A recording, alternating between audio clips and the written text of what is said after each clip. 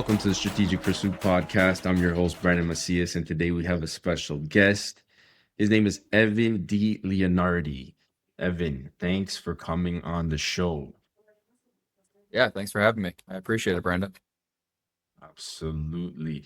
Evan, let's jump right in. For people who don't know your story, let's talk about what business you bought and what stage of your life you were in when you decided to pull that trigger. Yeah, so the first business I bought was a commercial cleaning company. It was like 18 months, maybe 19 months ago now.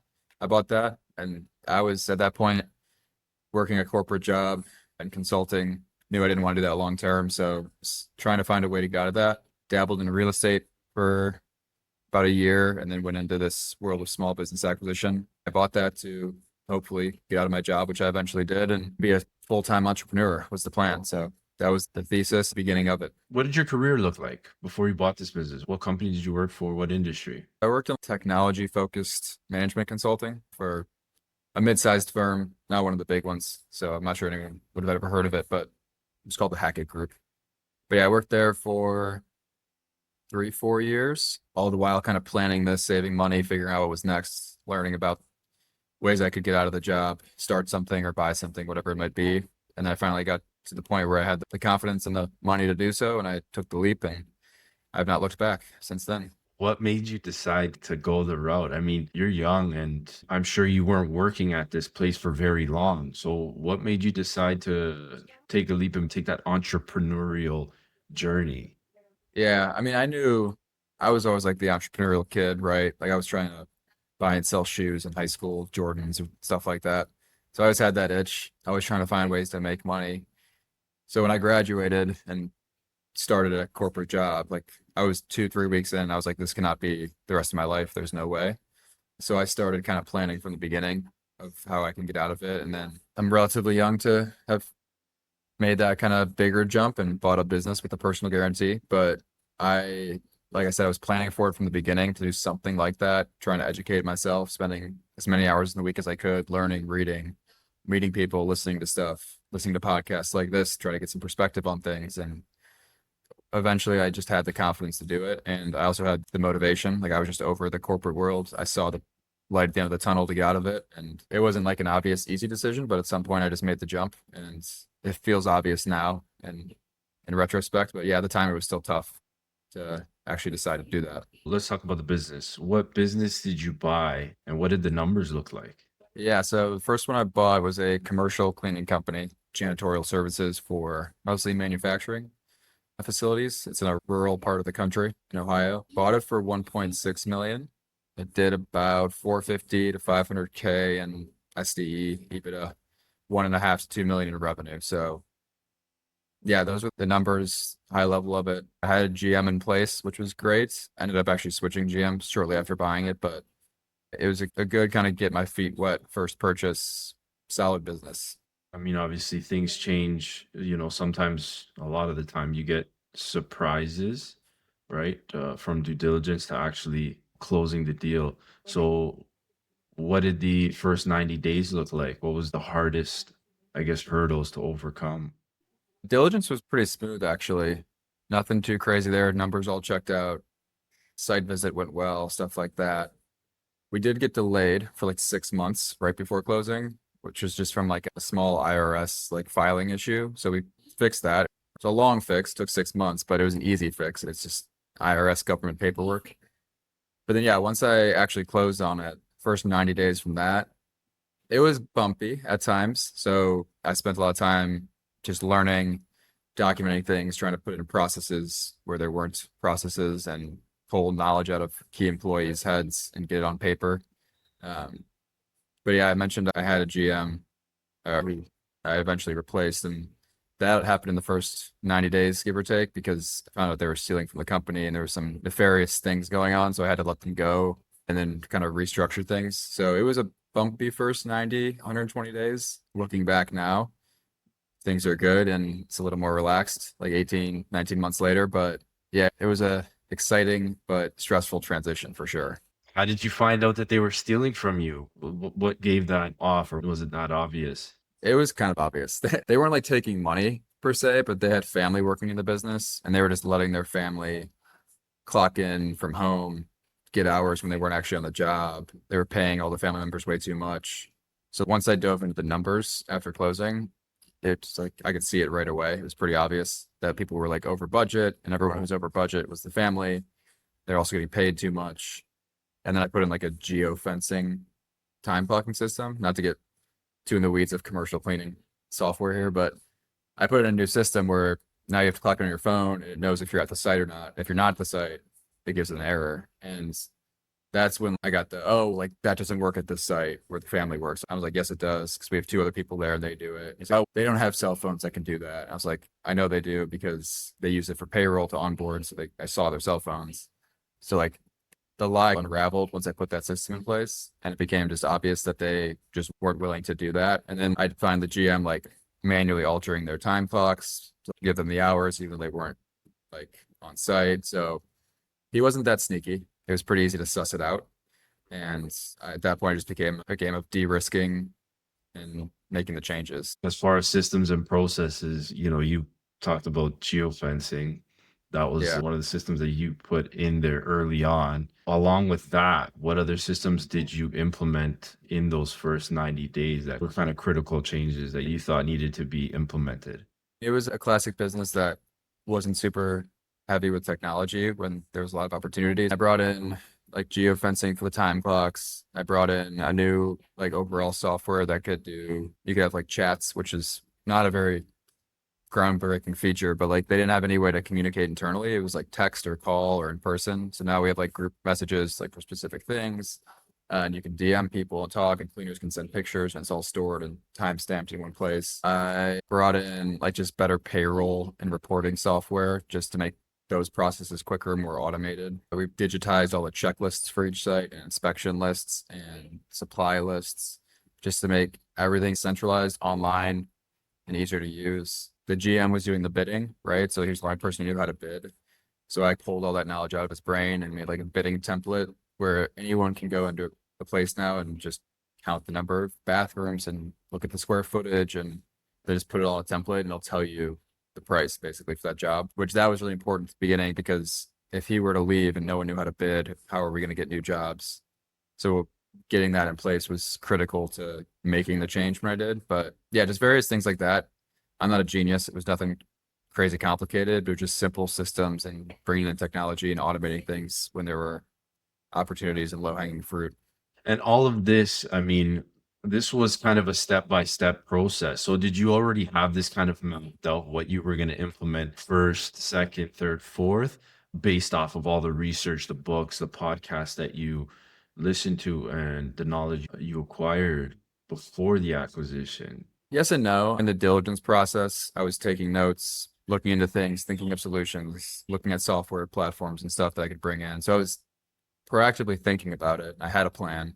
But of course, when I got in there, you quickly learn once you actually buy a business, like what's important and what's not. So you get in there and you have all these ideas and you realize, okay, this is not important at all, or they already have a system for this. And I thought it didn't make sense, but it actually does when you like learn more about why they're doing it.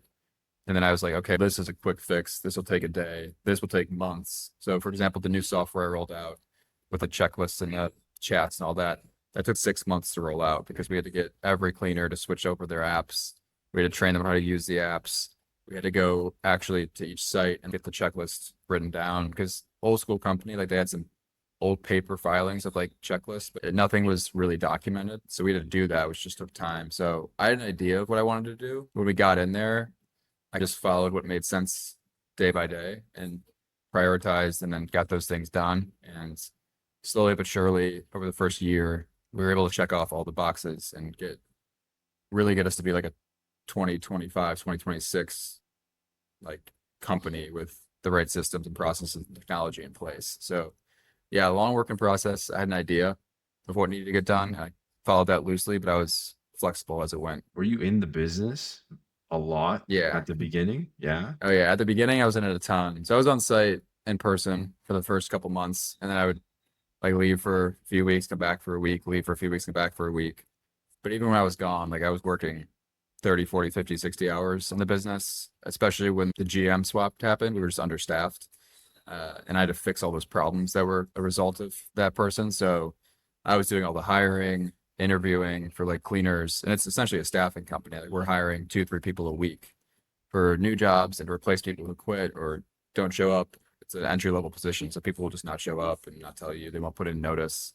So yeah, I was doing all that stuff as well as trying to get these systems processes in place and communicate with the team and hire a new manager. So yeah, I was in very much so in the business for at least the first 12 months.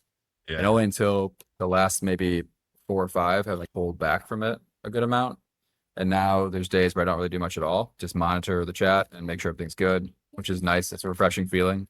And now I can kind of focus on other things I'm doing and have the headspace and the time to do it. So yeah, it was a work in progress, but I'm happy with where I'm at now. It's been worth it. And I mean, you were managing, obviously your GM got fired, so you had to step into that role, I assume, for a little bit until you Yeah. hired a replacement. How was it dealing with those types of employees? I didn't hire a new GM. I promoted my lead supervisor, which was helpful. They were already there. They knew a lot, but we kind of acted as co-GMs for at least like 6 months, where she would be in the field cleaning sometimes as the lead supervisor still, 'cause we just needed people out there, and I would kind of take over GM.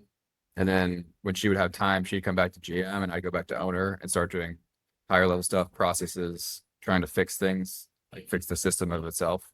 But yeah, we were basically co-GMing it for a while.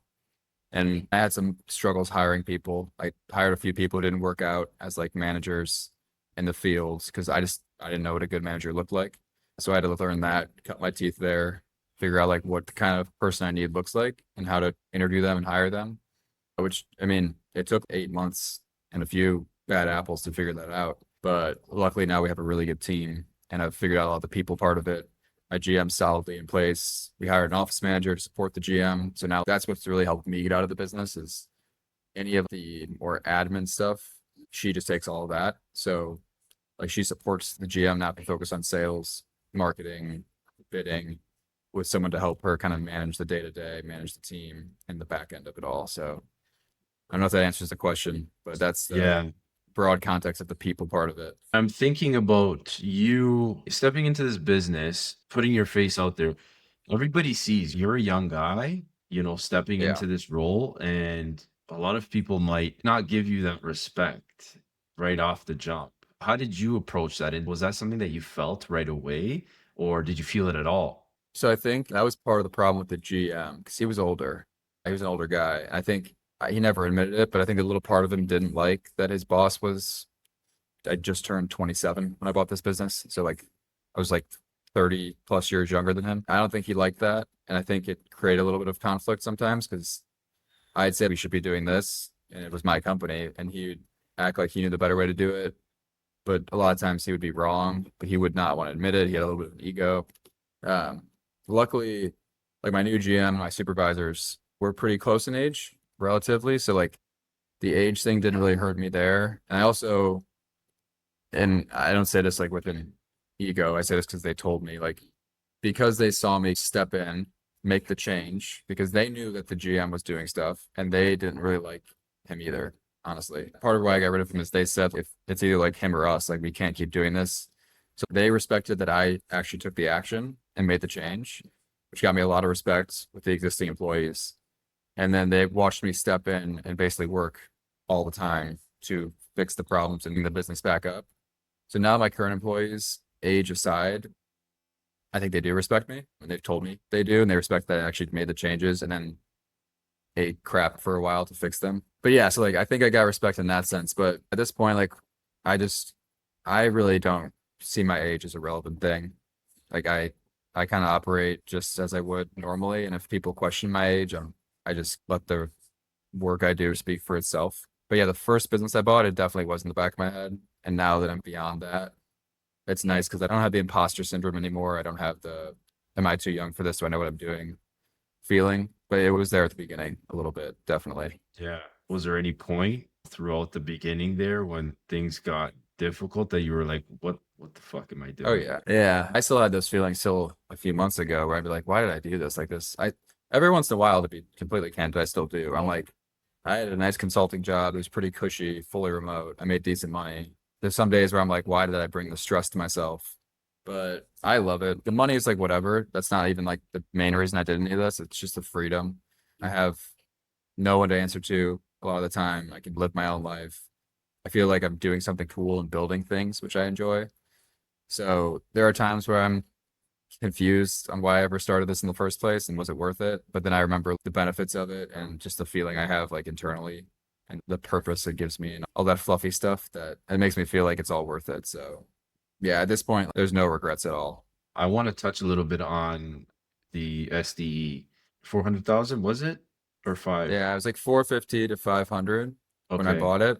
There was a little slippage with the whole GM stuff and lost some accounts at the beginning because of mistakes he made even before I took over. So the last full year we did maybe like 400 to 450, so a little drop, but not detrimental. But yeah, that's the number now. When you penciled things out, I mean, were you hoping to take some money out of this, pay yourself, or was that not in the plans for the first year? I knew the first year would be thinner. I didn't need the money to live, which was nice because I had some other income. So I was prepared to not take anything out. Obviously, I wanted to eventually take some out. That's the part of the reason you buy a business is to make money. But I had the ability, fortunately, to be patient with it and make sure the business was healthy first before I took some for myself. So I didn't take a ton out in the first year. Took a small salary starting like 4 or 5 months in. Nothing crazy. I've set it up now where hopefully in the future I can take out more money as the years go on, which is the ultimate goal. Nice. Now you're more hands off, right? Checking in a few hours a week. How does that look like? What are your weeks like now? You were doing 60 hours at the beginning plus. What are you doing now? I'm still doing 60 hours a lot of weeks, but I'm doing different stuff now. So I'm a self-proclaimed workaholic, is how I like to put it. But I just enjoy what I do and I think it's fun. I was like the opposite with a corporate job. Like I was the 4 hour work week kind of guy, like trying to do as little as possible because there's a stable paycheck no matter what. But now I just enjoy what I do. So I'm fine with putting in the work. Now I kind of just monitor that cleaning company. If I need to step in for anything, I do, but it's stable now. There's never too much where I have to jump in and try to fix things or save the day. Like I have people who do their jobs. I have people cross trained now. We have systems, like I said. So I'm not super necessary, which is great. Now I spend my time, I've like referenced it a few times to like the first business I bought, which implies there were more. So after going through that process, I realized that buying businesses was really fun for me. That process was more fun than the operating. So I've just doubled down into that and focused more now on like buying more businesses, which I do through a variety of methods at this point. But that's what takes 90% of my week is the next business I'm going to buy and offering on those, finding them, transitioning them, diligencing them. I said that in really weird order, but all those things. So yeah, that's what I spend most of my time on these days. So you really enjoyed that process, the acquisition process. Yeah. Yeah. Yeah. I like the deal side of it more than the operation side of it. That's just what's fun for me. The negotiating and the search, the hunt for it, working with different people, like seeing different businesses and how they operate. That's a lot more enjoyable and fulfilling for me than just working in one single business every single day. So that's what I've tried to shape my life around now is doing the thing I find most fun and try to make money along the way. Got you. Now, what's your plan? I mean, so you like the deal side. You're obviously you're going to continue to acquire. You are working on acquiring businesses now, but you don't like the operator side. So how does that look? Do you have a team now? What is the plan? Yeah, so the kind of quick structure overview. So I have the cleaning company where I have the team there. We've talked about that now. And then I've bought three more since then. And the way I do it now is I essentially find someone who wants to buy a business and wants some help doing it, someone who's done it before. It's not like an online guru type of thing. I'm not like a coach, but I'm finding like really high experience, well capitalized people who want to buy a business, but they want to de-risk, right? Or they don't have the time. They're willing to give up a small piece of that business to someone like me who's successfully done it now 4 times and been in the process dozens more on businesses that didn't work out. And then what I do essentially is work with those people, source businesses for them, help them from offer to close, help transition it for a little bit, like a couple weeks, and then graduate to a glorified board member, like ongoing consultant.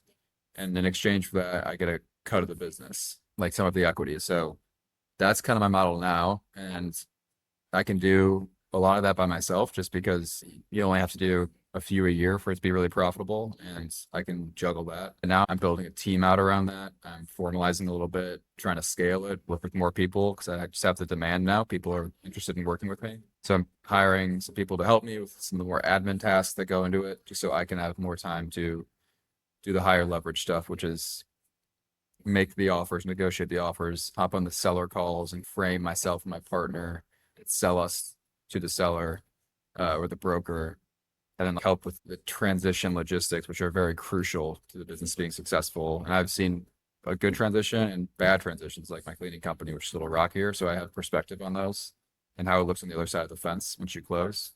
So yeah, long story short is what I do now is basically work with really good people who want to buy good businesses. I help them do it and then take a small cut as a result. And they run the business, it's their business.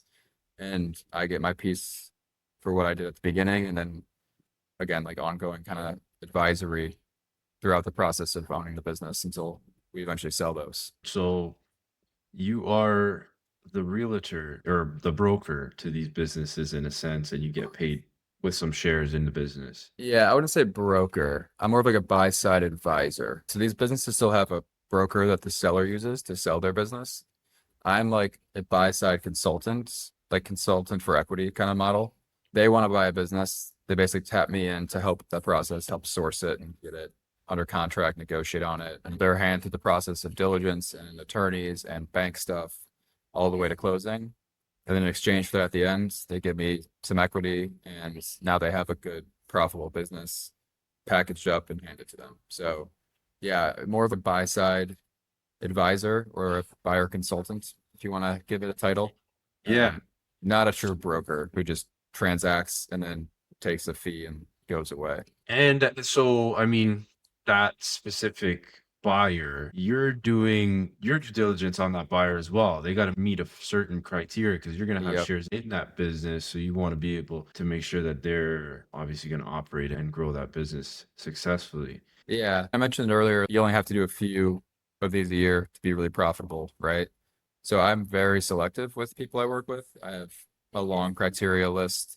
I make sure they match it. I talk to them multiple times, like interview style, to make sure we mesh well, we can work together well, we have similar priorities. 'Cause it's a long process. I've had a partner where it took us almost 2 years from working together till we actually closed in a business. So you really have to get along. We have to have similar goals. We have to be looking at the same types of businesses. Like I can't help them buy a business that they don't want, and I'm not going to help them buy a business I don't want because we're both going to be owners of that business. I have criteria. I have kind of safeguards, and I make sure that they're going to be a good fit for me and vice versa. It has to be a win-win. So I won't work with just anyone because I have the luxury to be selective, which is nice, but also I don't want to work with someone if I can't add a lot of value to them. So I think it's only fair to them if I think it's a really good fit both ways. That's how I've always done it. Love it. All right. So having gone through the whole process, if you were to go back, is there anything that you do differently for the cleaning business from diligence to a year in? Of course, in hindsight, yes. If knowing what I knew then, no. I don't think I would do anything that I didn't do. But if I could go back now with the knowledge I had today, I would have probably implemented some things faster, made some decisions quicker, prioritized things differently. But there would have been no way for me to know that without having gone through it. Like I said, no regrets with that. And with the stuff I'm doing now, if I could go back, I probably would have tried to hire a team and some help earlier because it's been a lot for the past couple of years of doing this and it can be exhausting at times. And I could both make my life personally better and have more time and freedom and enjoy my life more and also probably scale this faster and make more money. So that's why I'm hiring a team now. But if I would have done this 6 months ago or a year ago, I could be in a way better place right now. But I don't like to think about regrets and stuff like that. I just got to do what I can do with where I'm at today. And I'm doing my best right now to make all these things happen. Try to stay positive and just keep looking forward. I look back because I like where I'm at right now. Could I be in a better spot? Sure. But those lessons are invaluable. I truly believe, that if you're a hardworking person, it really doesn't matter what amount of money or you might have everything that really you need, but that drive is still going to continue. You're still going to want to work. It's something that you're passionate about, and it's really never going to go away. Yeah, it's my sport at this point. I just enjoy it. It's fun. It gets me up in the morning. I get to compete. I get to feel like I'm doing something, adding value. So yeah, agree with everything you just said. Evan, I appreciate you coming on the show, man. It was great talking to you. I'm gonna put your information in the show notes in case anybody wants to reach out. Yeah, reach out to me on LinkedIn. That's probably the best spot. Brandon can drop it in there. But yeah, thanks for having me. It's been fun. This was a good call. It's good to talk about this stuff more. It's nice to get some validation sometimes that what I'm doing isn't crazy. So I appreciate you having me on. Absolutely, man. All right, you take care.